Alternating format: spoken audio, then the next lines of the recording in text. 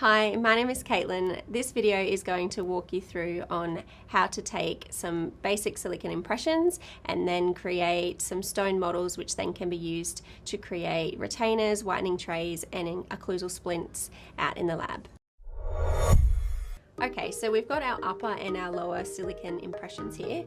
The first stage of pouring up our stone models is to get the stone mixture ready. So here we have some scales which we can measure how much stone is going in. You will, as you work with it, you'll get used to how much stone and how much water to use.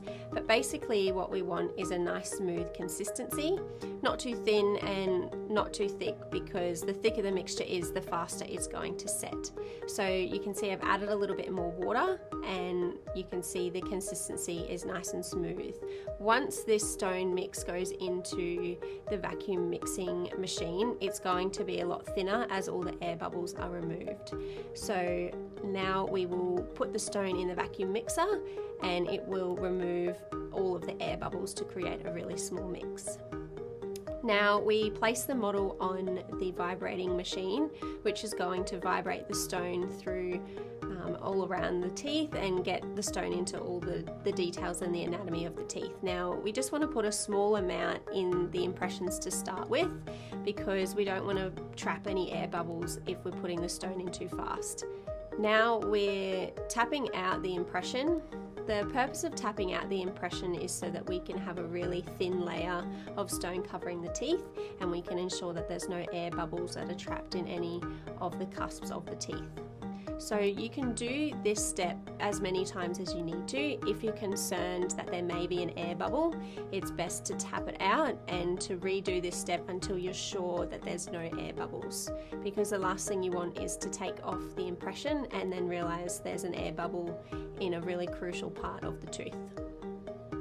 So once we've tapped out the final part, we can place the stone model back on. And you can see here where there's a nice thin layer of the stone covering the teeth, and now we can slowly start to add more stone back.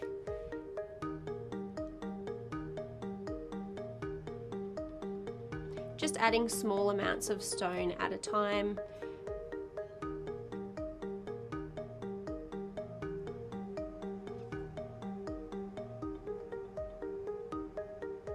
Once we've got a nice thin layer of stone covering all the teeth, then we can start to apply more stone faster, because we're not as concerned about air bubbles being trapped once all the teeth have been covered in stone.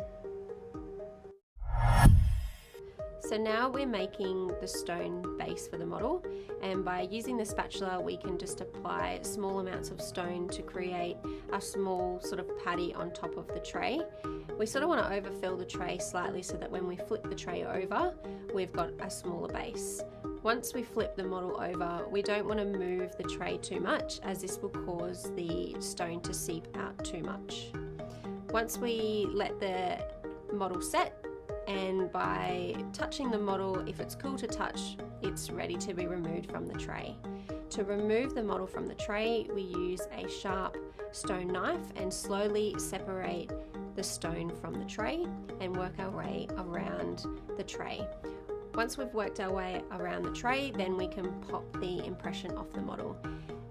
We do the exact same process for the lower impression, and once we have the two impressions, we can then move on to the model grinding machine, where we can grind down the models.